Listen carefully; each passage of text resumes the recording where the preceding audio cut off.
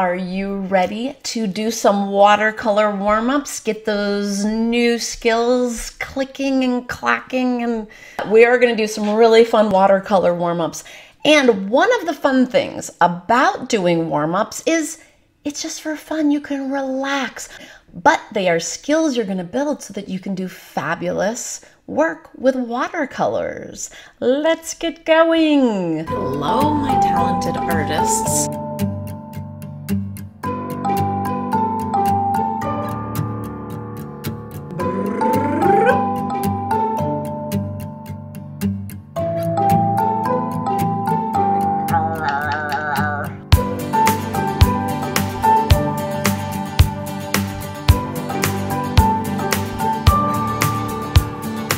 Actually, we're going to do, I'm going to make two videos. This video will only have this warm-up, and the second video will have this warm-up. Of course, the first thing we always do is write our names on the back and our secret code. Don't copy mine. Yours is secret. Okay. So this is a nice piece of watercolor paper because we want to see how our paint reacts with watercolor paper. And we're going to be doing 2 watercolor warm-ups in 2 different videos to get you people in shape. My watercolor set is a little bit different than yours. These are not individual. So you'll just have 2 of these little cups of, or little pads of watercolor. And just remember that even if something is almost used up, like this one, there's still paint in there. So we remember that when we paint with watercolor, we have to activate the paint. And to do that, we use water. So I am going to activate this one that doesn't have a lot. This was the popular color, I guess. The more you rub, the darker your color will be. Now, I'm not going to wash my brush. I need more water to make more paint. So I want to carefully just carry water over. I don't want to swish it around because then I will lose the pigment or the paint that I already have on this brush. So once I have rubbed it, at least count to 10. Rub 10 times. If you want it darker, you can rub it more. And what we're going to do is we are simply going to practice controlling our brush. And the way we're going to do that is we are going to paint lines that do not touch. So we are going to practice painting lines that do not touch each other. So there, I have one line and I decided to keep the pressure the same, so it is the same width. I want to activate another color, but I'm going to activate a color that's similar to the blue, so I don't really need to wash it. Again, I'm just going to dip it in to move the water onto another color. I'll just use the color next door to my blue, another shade of blue. Now here comes the skill part. We want to go as close as we can to this other line without touching it. And it can be as wide or narrow a line as you want. I am really trying to get very close without touching it. You might want to start off a little, leaving a little bit wider space than I am, but it is your choice. And now I have one skinny white line in between those 2 colors. I like changing my colors. So again, I'm just going to scoop up some water and rub and rub and rub and rub and rub and rub and rub to make a nice color. I've got to rub and rub. And now to make a point that's nice after I rub and rub and rub, I really need to twirl. Twirl and twirl and twirl, and that makes a nice little point there. Okay. This time I'm going to press it down a little more, and that makes a wider line. The main goal here is to not touch the other watercolor line. And you can see that this is a lighter color, but I also didn't rub as much, so it doesn't have as much pigment. And uh-oh, trouble. I didn't put enough water in there, and you can see that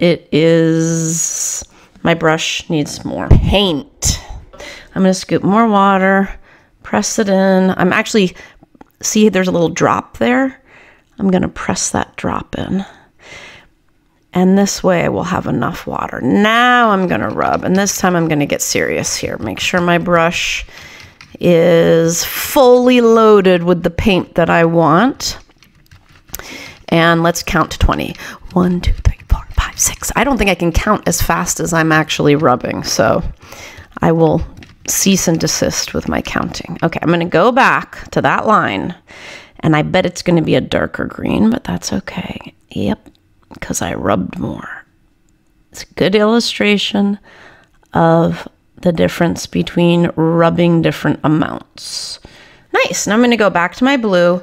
I'm not going to worry about washing it because blue, teal, and yellow are all next to each other on the color wheel. And when colors are next to each other on the color wheel, they are analogous, next to each other. You will encounter that word in math and in biology. So analogous in art are groups of colors that are next to each other on the color wheel. And here is a handy dandy chart with a whole bunch of different analogous colors. You see how that's sticking up all funny like that? I don't want that. It's gonna make a stray line. This is where you can twirl to make a nice point. I'm just patting my brush exactly where the funny place the hair is sticking out to smooth it. And I am going to try to really press down to make a wider line. Eek! That's so close. It's frightening, but I did not touch. The whole goal is to make stripes that do not touch. There should be a white stripe in between each stripe. And look what I did again. Oh, Mrs. Cairns, you did not put enough paint on your brush. You can see it got a little dry. Again, I have to scoop out the water and put some drops in my paint.